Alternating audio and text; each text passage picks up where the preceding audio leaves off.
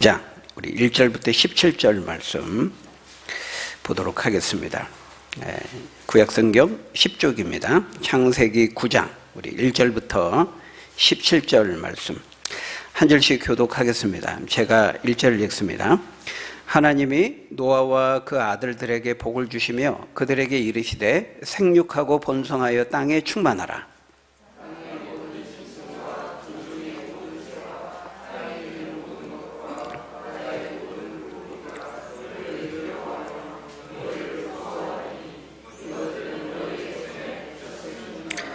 모든 산 동물은 너희의 먹을 것이 될지라 채소같이 내가 이것을 다 너희에게 주노라.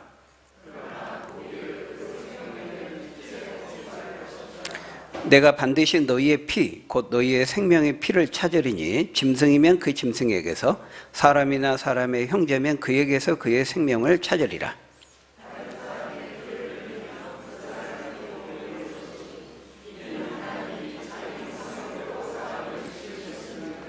너희는 생육하고 번성하며 땅에 가득하여 그 중에서 번성하라 하셨더라.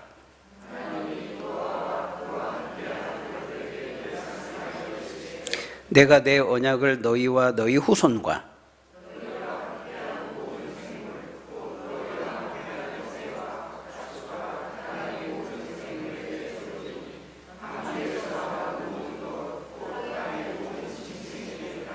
내가 너희와 언약을 세우리니 다시는 모든 생물을 홍수로 멸하지 아니할 것이라. 땅을 멸할 홍수가 다시 있지 아니하리라.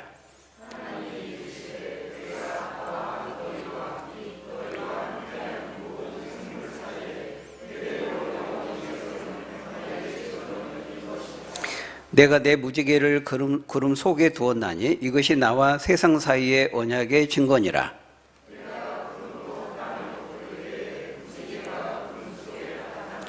내가 나와 너희와 및 육체를 가진 모든 생물 사이에 내 언약을 기억하리니 다시는 물이 모든 육체를 멸하는 홍수가 되지 아니할지라.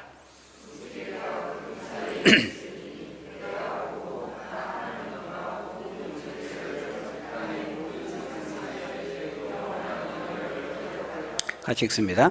하나님이 노아에게 또 이르시되 내가 나와 땅에 있는 모든 생물 사이에 세운 언약의 증거가 이것이라 하셨더라. 아멘. 오늘 본문은 이제 노아의 홍수 심판이 이제 끝난 이후에 주어진 말씀이죠.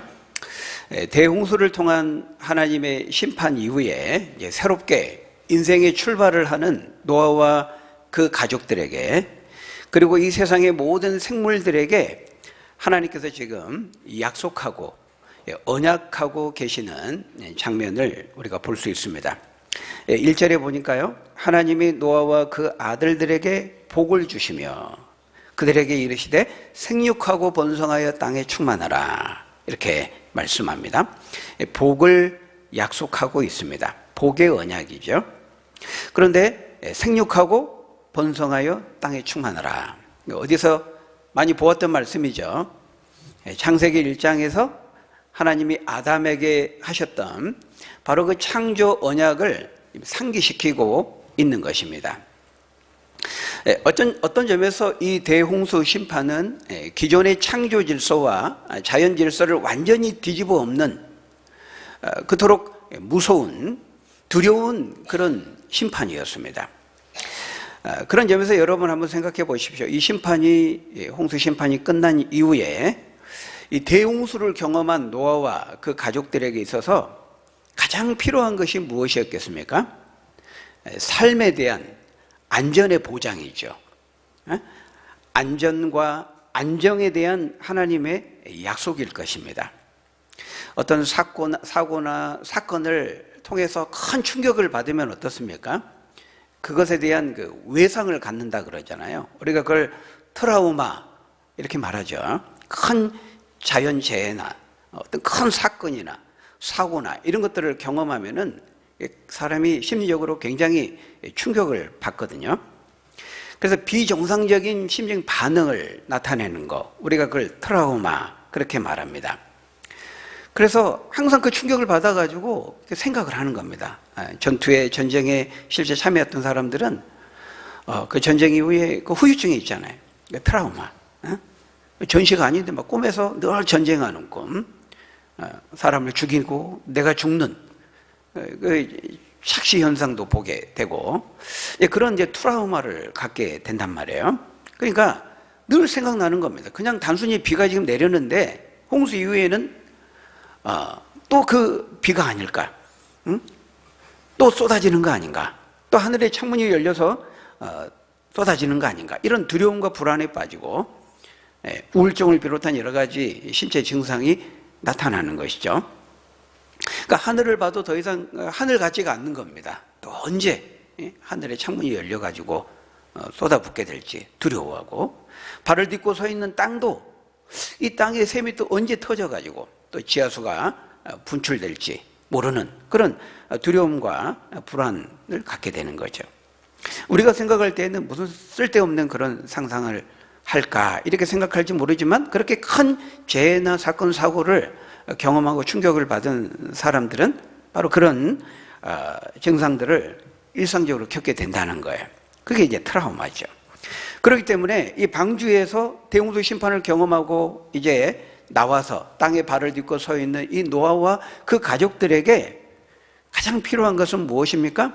그 삶의 불안과 두려움을 제거하는 그런 삶의 안전과 안정에 대한 하나님의 약속인 것이죠. 그래서 하나님이 그들에게 가장 먼저 하신 것이 무엇입니까? 바로 이 트라우마를 치유하시는 것입니다. 새로운 인류가 생존에 대한 염려와 두려움 없이 살아갈 수 있도록 이 생존의 기반과 기본적인 여건과 환경을 조성하시는 것을 볼 수 있어요.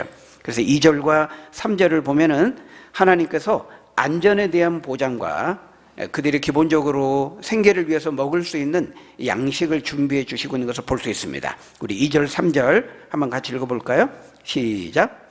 땅의 모든 짐승과 공중의 모든 새와 땅에 기는 모든 것과 바다의 모든 물고기가 너희를 두려워하며 너희를 무서워하리니 이것들은 너희의 손에 붙였음이니라. 모든 산 동물은 너희의 먹을 것이 될지라 채소같이 내가 이것을 다 너희에게 주노라. 여러분, 짐승들의 마음속에 하나님이 뭘 집어넣으셨다는 거예요? 사람들을 두려워하고 무서워하는 마음을 동물들 속에 하나님이 집어넣으셨다는 거예요. 여러분, 지금은 이 죄로 인해서요, 동물들도 지금 포악해진 상태입니다. 앞에 노아의 홍수 심판이 임하기 전에 그 세상에 대해서 포악함과 죄악됨이 극에 달했다 그랬잖아요. 짐승들도 그렇습니다. 짐승들도 죄의 영향을 받아서 그런 상태에 있는 거죠. 아담이 죄를 범하고 에덴 동에서 쫓겨난 이후에는 어때요? 하나님께서 처음에 이 지구와 이 세상을 창조하셨을 때 그 동물들과 에덴에서 함께 평화롭게 지낼 때와는 전혀 다른 상태인 것입니다. 인간이 죄를 범한 후에, 죄가 이 세상에 들어온 이후에는 어떻습니까? 모든 것들이 하나님께서 처음 세상의 만물을 창조하시면서 보시기에 심히 좋았더라. 감탄사를 바랬던 그런 선한 질서가 다 깨어지고 망가진 상태인 거죠. 원래 하나님이 정하신 질서는 뭐였습니까? 인간이 하나님께 순종하고, 그 하나님의 대리자인 인간에게 동물들이 순종하고, 그리고 식물들은 그 동물과 인간의 먹이가 되고, 이제 그게 하나님 정하신 질서였거든요. 하나님 아래 인간이 있고, 인간 아래 동물이 있고, 동물 아래 식물이 있는 것, 이것이 하나님께서 세상을 처음 창조하시면서 정하신 질서였어요. 그런데 하나님께 마땅히 순종해야 되는 인간이 선악을 알게 나무 열매를 먹지 말라는 말씀 거부하고 하나님께 대들고 대항하고 반항하고 그 질서에 대해서 항거합니다. 불순종 죄를 범하죠. 그러니까 어때요? 인간이 하나님이 정하신 질서를 따르지 않으니까 그 인간 아래에 있는 동물도 인간이 하는 것을 보고 똑같이 따라합니다. 이제 인간에게 대듭니다. 왜? 인간이 하나님께 대들고 하나님께 반항하고 하나님의 다스림을 받지 않으려고 하니까요, 인간 아래에 있는 동물들도 인간의 통제와 다스림을 더 이상 따르지 않습니다. 거부하는 거죠. 동물들도 인간에게 들이받는 겁니다. 왜? 인간이 하나님께 들이받는 것을 보고 따라하는 거죠. 그때부터 모든 창조 질서가 깨어져 버린 거예요. 그래서 동물들이 인간에게 대들고 인간을 습격하고 인간을 공격하게 된 것이죠. 그것을 잘 알고 계신 하나님은 이제 노아의 홍수 심판 이후에 인간의 생존과 안전을 보장하기 위해서 다시 동물들 속에 인간을 두려워하는 마음을 갖도록 조치를 취하신 것이죠. 그래서 여러분, 우리 인간이 맨몸으로 호랑이나 사자 만나면 어때요? 두렵죠? 무섭죠? 그렇지만은요, 근본적으로는 그 맹수들도 동물들도 인간을 두려워합니다. 왜? 하나님께서요, 동물 속에 인간을 두려워하는 이 마음을 집어넣으셨기 때문이에요. 그래서요, 동물들이 인간을 두려워 피하는 것은요, 우연히 그런 게 아닙니다. 그런 게 아니에요. 하나님께서 인간의 안전과 생존을 위한 그런 조치로 동물들 속에 인간을 두려워하는 마음을 집어넣으셨기 때문인 것이죠. 지금 하나님께서 인간과 동물들을 비롯한 온 세상을 대상으로 해서 지금 약속하고 계시는 거예요. 내가 지금 이렇게 하겠다. 약속하고 언약을 맺고 계신 것이죠.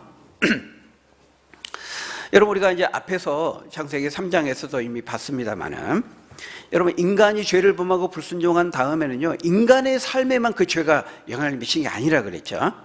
동물들, 이 땅, 발을 딛고 있는 하늘과 땅, 모든 이 세상에 인간이 범한 죄가 영향을 미치게 돼요. 왜? 인간은 하나님의 대리자로서 인간이 하나님과 언약을, 온 세상을 대표해서 언약을 맺었기 때문에 인간이 순종하면 그 순종의 복이 모든 세상에 영향을 미치는 것과 같이 인간이 불순종 죄를 범하면 그 영향이 모든 세상에 미치게 된 거죠. 인간의 죄로 인해서 인간만 타락한 것이 아니라 땅도 저주를 받고 땅도 타락하게 돼요. 그 땅 속에는 동물들도 포함이 되는 것이죠. 그래서 동물들이 타락하니까 어떻습니까? 동물들끼리 서로 피를 흘리고 먹고 먹히며 서로 갈등하고 다투고 싸웁니다. 동물들도. 여러분, 에덴 동산에 있을 때에는 그렇지 않았어요. 죄가 들어오기 전에는요, 에덴 동산에서 사자가 막 사슴을 잡아먹고 소를 잡아먹고 그러지 않았어요. 평화롭게 풀만 먹었죠. 채소만 먹었단 말이에요. 인간이 죄를 범하니까요, 땅이 저주를 받고 동물들도 함께 타락하게 됩니다. 그래서 서로 어때요? 밀림의 왕국이 되는 거죠. 생존 경쟁과 그런 치열한 적자생존의 피비린내 나는 그런 잔인한 먹이 사슬이 이루어지게 된 거예요. 에덴 동산에 있을 때에는 그러지 않았습니다. 사슴이 피를 흘리면서 사자에게 먹히고 그런 게 없었다는 거예요. 이 모든 것들이 다 인간이 죄를 범하고 에덴 동산에서 쫓겨난 다음에 나타난 현상이죠. 동물끼리만 그런 게 아니고 인간을 향해서도 동물들이 더 이상 호의적이지 않고 포악하게 되어서 인간의 생명을 위협하게 된 것입니다. 창조 질서가 깨진 거죠. 그래서 여러분, 나중에요, 메시아이신 이제 구원자 예수님이 오셔서 이루실 그 나라에 대해서 성경은 미리 예언하고 있거든요. 어떤 모습이 될 것이다. 근데 성경 곳곳에 많은 것들이 예언되어 있는데요, 대표적으로 이사야 11장에 보면은 이사야 선지자를 통해서 예수님이 오시기 약 700년 전에 예수님, 메시아, 그 구원자, 여자의 후손 약속된 그분이 왔을 때 메시아를 통해 이루어질 그 나라에 대한 모습을 이렇게 묘사하고 있어요.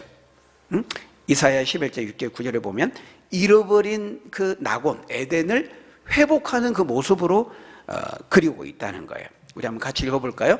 이사야 11장 6절에서 9절 같이 읽어봅니다. 시작. 그때에 이리가 어린 양과 함께 살며 표범이 어린 염소와 함께 누우며 송아지와 어린 사자와 살찜 짐승이 함께 있어 어린 아이에게 끌리며 암소와 곰이 함께 먹으며 사자가 소처럼 풀을 먹을 것이며 젖먹는 아이가 독사의 구멍에서 장난하며 젖된 어린아이가 독사의 굴에 손을 넣을 것이라. 내 거룩한 산 모든 곳에서 해됨도 없고 상함도 없을 것이니 이는 물이 바다를 덮음같이 여호와를 아는 지식이 세상에 충만할 것임이니라. 완전한 평화의 나라, 샬롬이 지배하는 그런 나라로 이 천국을 새 하늘과 새 땅, 지금 이 땅과 이 하늘은 뭐예요? 죄로 영향을 받는, 죄에 오염된 땅과 하늘이란 말이에요. 근데 이제 메시아가 오게 되면은 이 죄가 완전히 사라진, 죄가 없어진 그런 완전히 새로워진 하늘과 땅이 되는데, 그 새로워진 하늘과 땅을 성경 하나님의 나라, 천국이라고 말하죠. 네. 거기에는 상함도 없고 해됨도 없고 서로 죽고 죽이고 다투고 싸우는 피 흘림이 있는 이런 모습들이 전부 사라진 평화의 나라가 될 것을, 바로 잃어버린 그 에덴 낙원을 다시 회복하는 복낙원의 모습으로 지금 예언하고 있는 것입니다.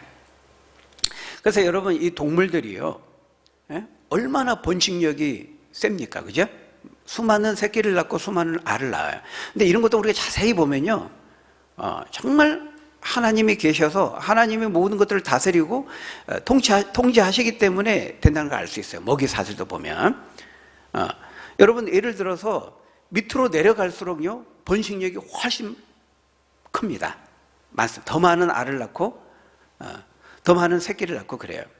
근데 호랑이나 이런 포유류, 이게 이제 이런 동물들이 막 새끼를 막 한 번에 낳을 때 100마리씩 난다. 벌레들이 낳는 것처럼 막 물고기 알 낳듯이, 그러면은 금방 끝나버리면 생태계 파괴돼가지고. 그러니까 하나님께서 다 이것을 창세기 1장에서 말씀하는 것처럼 각 종류대로, 채소의 그 번식력, 야채의 양과 그것을 먹는 또 채식동물, 또 채식동물을 잡아먹는 육식동물, 이런 거 하나님께서 그것을 반영해가지고 지혜롭게 설계하셨던 것을 알 수 있는데요. 이 동물들의 번식력이 엄청 빠르거든요. 한 번에 많은 새끼와 알을 낳죠. 그러니까 만약 하나님께서요, 동물들에게 이 인간을 두려워하는 이런 마음, 이것을 집어넣지 않으면은, 만약 그 동물들 번식해가지고 인간이 사는 영역으로 내려와서 침범하면요, 위협을 받으면 인간이 더 이상 생육하고 번성하기가 어려운 것이죠. 그래서 하나님이 인간의 안전을 위해서 뭐예요? 동물들에게 인간을 보면 두려워하는 마음을 집어넣으신 것입니다. 우리가 가끔 뉴스에 보잖아요. 시골 같은 데 보면 멧돼지가 먹을 것이 없어서 막 민가에까지 들어와서 막 쑥대밭을 만들고 막 인간에게도 가끔 공격하는, 습격하는 그런 것들 종종 보지 않습니까? 우리 그런 걸 보면은 하나님께서 그렇게 선을 긋고 막으시지 않을 때 언제든지 그럴 수 있다라는 것을 우리에게 보여주는 것이죠. 우리 안전이 하나님께 달려 있다는 것을 보여주는 것입니다. 여러분, 출애굽할 때요, 하나님이 10가지 재앙을 내립니다. 그죠? 근데 그 10가지 재앙들을 보면요, 지극히 작은 벌레들을 사용해요. 이를 보내고, 개구리를 보내고, 메뚜기를 보내고, 굉장히 작은 이런 사소한 미물 같지만은 그 사소한 미물들이 그 강대한 나라 애굽을 무너뜨립니다. 그죠? 우리가 생각할 때에는 애굽을 무너뜨려서 애굽보다 더 군사력이 강한 다른 나라를 보내가지고 하나님이 애굽을 때리게 하시고 이스라엘 백성들을 구출해내는 뭐 그런 방식으로 하면 될 것 같은데, 하나님이 그렇게 하지 않고요, 이나 지극히 보잘것없는 개구리나 메뚜기 막 이런 거 보내가지고 그 강대국 애굽을 무너뜨립니다. 더 애굽을 치욕스럽게 만든 거죠. 근데 우리가 이런 걸 보면은 하나님께서 동물 속에 인간을 두려워하는 이런 마음을 제하여 버리실 때 어떤 일이 일어날 것인지를 알 수가 있는 것이죠. 그래서 하나님께서 이 동물들의 인간을 두려워하게 마음을 집어넣으신 거, 이것도 하나님의 은혜의 조치예요. 우리에게 주시는 그 은혜와 복의 일환으로 이루어진 것이죠. 제가 예전에 군대에서 이제 야외 훈련할 때가 있습니다. 그때 이제 야외 텐트 치고 천막 치고 이제 훈련을 받을 때요, 종종 뱀이 출현해요. 제가 있는 이 텐트 주변에도 뱀이 출몰하고, 그럼 우리 시골에 사는 이제 병사들이 그걸 이제 잡습니다. 잡아가지고 자랑하면서 갖고 와요. 잡았다고. 제일 싫어하고 무서워하는 동물이 뱀이거든요. 쥐는 막 어렸을 때 꼬리 잡고 막 이게 잡고 놀았지만은, 기겁을 하시는 분도 계시는데, 뱀은 너무 징그럽고 무섭더라고요. 그렇지만 여러분, 뱀도요, 인간이 먼저 공격하지 않으면 공격하지 않습니다. 인간이 해코지하지 않으면 공격하지 않아요. 하나님께서 오늘 본문의 말씀대로 다 조치를 해 놓으셨기 때문인 거죠. 그래서 우리가 간혹 TV나 이런 뉴스 보도를 보면은 맹수를 비롯한 동물이 인간을 습격하는 사고가 있긴 하지만 어때요?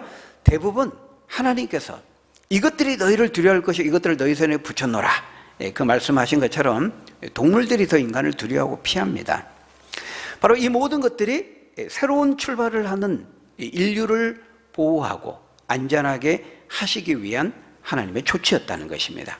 이런 걸 보면은 하나님이 얼마나 섬세하시고 디테일하시고 세밀하신 분인가 알 수 있어요. 하나님께서 세밀하게 그 백성의 필요를 아시고 채우시고 돌보시고 보호하신다는 거 우리에게 보여주는 것이죠. 여러분 또한 그 3절의 말씀을 보십시오. 모든 살아있는 동물을 인간의 양식으로 먹을 것으로 주시는 것을 보게 됩니다. 이것도 노아의 그 심판 이후에 이제 막 땅에 발을 딛고 나온 노아와 그 가족들을 위한 세심한 배려인 것이죠. 여러분, 하나님께서 동물과 짐승들이 인간을 함부로 해하지 못하도록 무서워하는 마음을 집어넣으시고 또 인간의 지배를 받게 하셨을 뿐만 아니라 어때요? 그것을 양식으로 먹게 하신 것을 볼 수 있어요. 여러분, 이전에는 어때요? 다 이제 채식만 허락하신 상태였습니다. 근데 이제 홍수 심판 이후에 방주에서 나온 다음에 이제 동물, 육식, 고기를 먹도록 허락하시는 것을 볼 수 있어요. 왜 그렇게 하셨을까요? 맛있는 고기 맛을 좀 봐라. 이제 그러셔서 그렇게 한 것입니까? 방주에서 1년 동안 순종하느라 고생했다. 삼겹살 파티, 바베큐 파티 좀 해라. 뭐 그러신 거예요? 그런 건 아니죠. 아마도 이제 홍수로 인해서 온 땅이 물에 잠겼기 때문에 먹을 게 없는 겁니다. 그래서 인류가 앞으로 생존하고 또 번성하기 위해서 땅에 나는 소산과 이 열매로만으로는 충당할 수 없다는 것을 하나님이 아시고 감당할 수 없는 인간의 양식을 충당하기 위한 하나님께서 미리 그것을 알고 하신 그런 조치였다고 볼 수 있죠. 무엇보다 죄로 인해 땅이 저주를 받으니까요, 가시와 엉겅퀴를 내잖아요. 그죠? 땅이 입을 닫고 소산과 열매를 인간에 내지 않습니다. 그렇기 때문에 인류에 장차 주어진 그 양식이 땅에 나는 그 소산, 열매, 이것만으로는 부족함을 아시고 하나님의 육식을 허락하신 것이죠.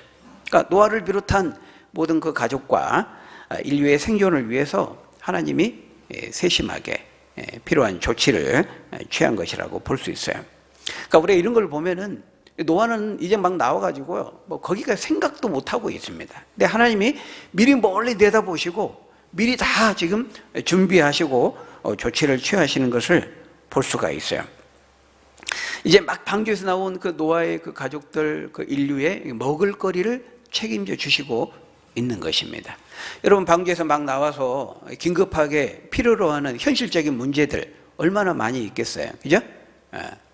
근데 사실 노아는 나와가지고 제일 먼저 뭘 했었죠? 우리가 지난주에 본 것처럼 하나님께 제물을 드리고 제사를 드렸습니다. 먼저 예배 드린 거죠, 그죠? 하나님께서 그 예배를, 그 제물을 기쁘게 받으신 다음에 지금 이 언약을 통해서 육식을 허락하고 계시는 거예요. 예배를 받으시고 현실적인 그 문제를 해결해 주시는 하나님의 모습을 보는 거죠.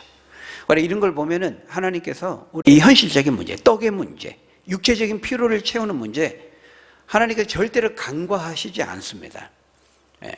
우리가 육체와 몸을 가지고 있기 때문에 우리는 먹어야 산다라는 것을 그 누구보다 아시는 분이 하나님이세요.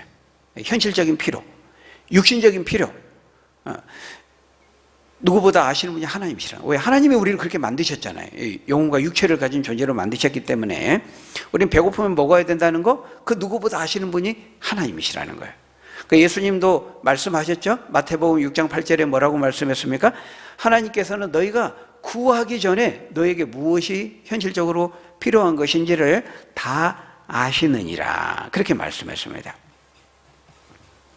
하나님은 사람이 떡으로만 살 것이 아니라고 말씀하셨지 떡이 없이도 살 수 있다고 하시지 않았습니다.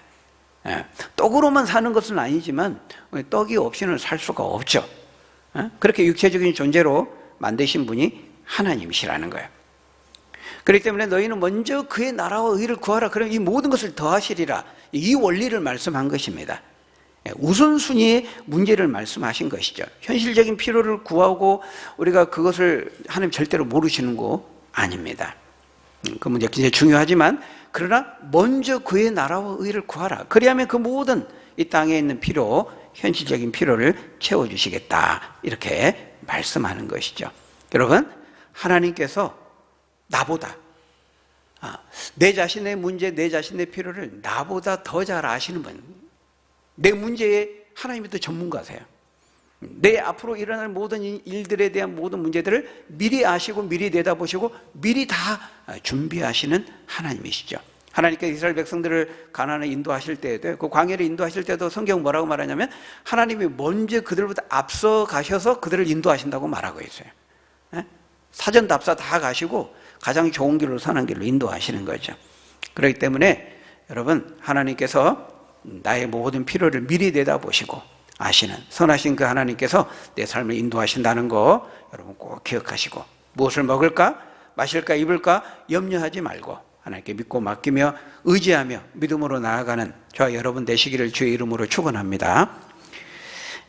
그 다음에 여러분 9절 이후에 나오는 그 무지개 언약에 대한 부분도 마찬가지입니다. 하나님은 앞으로 이 대홍수의 심판과 같은 물의 심판을 하지 않으실 것을 약속하고 계세요. 언약하고 계세요. 언약, 말씀을 통한 약속이라는 말이죠. 그리고 그 하나님께서 약속에 대한 증거로 뭘 보여주십니까? 무지개를 보여주십니다. 여러분 12절 13절 우리 한번 같이 읽어볼까요? 12절 13절 시작. 하나님이 이르시되 내가 나와 너희와 및 너희와 함께하는 모든 생물 사이에 대대로 영원히 세우는 언약의 증거는 이것이니라. 내가 내 무지개를 구름 속에 두었나니 이것이 나와 세상 사이에 언약의 증거니라. 이 무지개를 언약에 대한 증표로 보여주시고 있어요. 여러분, 그럴 때 이 무지개를 통해 우리에게 들려주시는 메시지가 뭡니까? 우리가 길을 가다가 뭐 이렇게 비가 온 뒤에 이거 무지개를 보면은 우리는 뭘 볼 수 있어야 돼요? 뭘 생각해야 돼요? 뭘 기억해야 돼요? 하나님은 약속을 신실하게 지키시는 분이다. 우리 무지개를 보면서 하나님을 볼 수 있어야 되고, 약속에 신실하신 하나님을 생각하고 떠올릴 수 있어야 되는 것이죠. 그래, 하나님께서 노아에게 약속하셨지, 다시는 물로 심판하지 않겠다고 하셨고, 동물들의 위협으로부터 보호하고 먹을 것을 책임지시겠다고 하는 약속하셨지, 반드시 말씀대로 하실 거야. 하나님이 그리 약속하셨기 때문에 그 약속의 증표로, 내가 약속을 꼭 지키겠다는 그 증표로 무지개를 보여주셨기 때문인 것입니다. 그래서 이 무지개는요, 우리 믿는 사람들에 대한 소망의 메시지예요. 우리는 무지개를 보면서 약속에 신실하신 그 하나님을 볼 수 있어야 되는 거죠. 믿지 않는 사람들은 어떻습니까?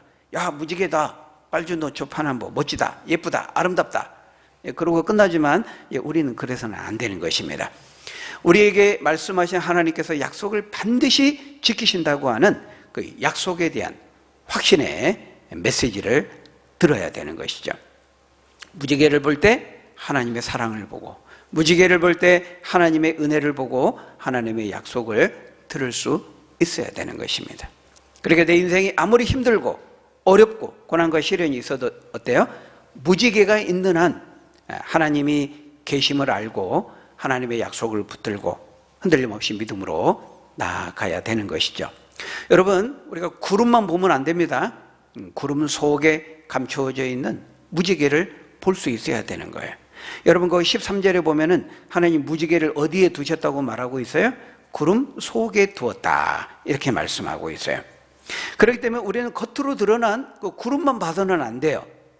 당장 내 눈에 보이는 그 인생의 먹구름, 그 먹구름만 보면 안 된다는 거예요. 구름 속에 감추어져 있는 무지개를 볼 수 있어야 되는 것이죠.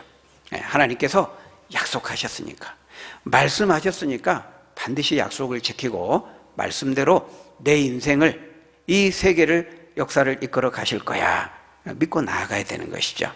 여러분, 마지막으로 그 14절부터 16절의 말씀을 자세히 보면요, 이 무지개가 우리 인간을 위한 증표만이 아니라 하나님께서 자신이 한 약속을 스스로 기억하는 하나님 자신의 증표로 여기신다고 말씀하고 있어요. 그러니까 하나님께 당신의 약속을 철저하게 지키신다고 하는 그 의지의 표현인 것이죠. 여러분 그 14절 16절 우리 읽고 마치겠습니다. 14절부터 16절 시작. 내가 구름으로 땅을 덮을 때에 무지개가 구름 속에 나타나면 내가 나와 너희와 및 육체를 가진 모든 생물 사이에 내 언약을 내가 기억하리니 다시는 물이 모든 육체를 멸하는 홍수가 되지 아니할지라. 무지개가 구름 사이에 있으리니 내가 보고 나 하나님과 모든 육체를 가진 땅의 모든 생물 사이에 영원한 언약을 내가 기억하리라. 여러분 계속 반복되는 말이 뭐예요? 내가, 하나님이 내가 언약을 기억하고 다시는 물이 모든 육체를 멸하는 홍수가 되지 아니하게 하겠다. 그 무지개는 우리 인간을 위한 징표도 되지만요, 하나님 자신의 징표로 여기겠다고 말씀하고 있어요. 그만큼 반드시 하나님께 약속을 지키겠다는 겁니다. 그러니까 여러분 우리가 비가 좀 많이 내린다고 해서 이러다가 노아의 홍수 심판? 혹시 그런 염려를 할 필요가 없는 거예요. 장마철에 장대비가 며칠씩 내리면 혹시 그렇게 염려할 필요가 없습니다. 하나님 말씀하시잖아요. 물론은 절대 내가 심판하지 않겠다 하셨기 때문에 그 증거로 무지개를 보여주시는 것이거든요. 그런 염려를 가질 필요가 없는 것이죠. 여러분 바라기는 이 신실하신 하나님, 말씀대로 약속하신 대로 반드시 지키시고 이루시는 그 신실하신 하나님, 그 하나님께서 세밀하게 섬세하게 나보다 내 문제를 더 잘 아시는 전문가로서 내 삶을 인도해 가신다는 거 여러분 꼭 기억하고 어떤 상황 속에서도 염려하지 말고 하나님께 맡기고 의지하며 선한 길로 인도하신 하나님 바라보면서 믿음으로 이기며 승리하는 저희 여러분들이 다 되시기를 예수님의 이름으로 간절히 축원합니다. 우리 기도하겠습니다. 아버지 하나님, 때로 우리 눈앞에 크게 보이는 그 인생의 먹구름만 보지 않게 하시고 먹구름 속에 감추어져 있는 그 무지개의 소망, 하나님의 약속을 볼 수 있는 믿음의 눈을 우리에게 허락해 주옵소서. 우리의 모든 필요와 문제를 아시고 우리보다 더 전문가로서 그 문제를 해결하시는 한 걸음 앞서서 우리의 삶을 세심하게 인도하시는 그 하나님의 선하심을 우리가 믿음으로 붙잡고 바라보면서 어떤 삶의 상황 가운데 낙심치 않고 하나님 바라보면 믿음으로 승리하는 우리 모두가 될 수 있도록 하나님 축복해 주옵소서. 예수님 이름으로 기도합니다. 아멘.